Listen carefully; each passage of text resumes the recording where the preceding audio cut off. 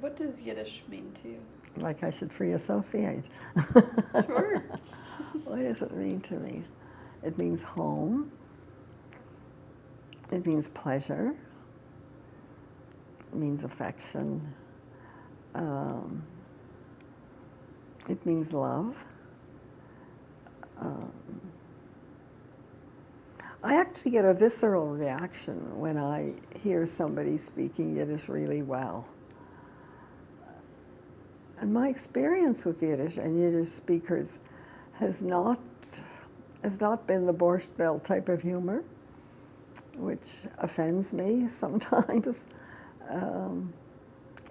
I suppose it's sort of snobbish, I don't know, but it's not, the people I knew were people who spoke Yiddish beautifully. And I don't necessarily mean the accent, because the accents I know differ from. There used to be a right way, a correct way of speaking Yiddish, and I understand that's gone by.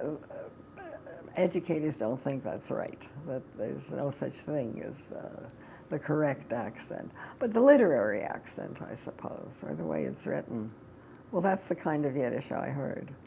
And my father would sometimes tease my mother about some words that she would pronounce, according to him, incorrectly.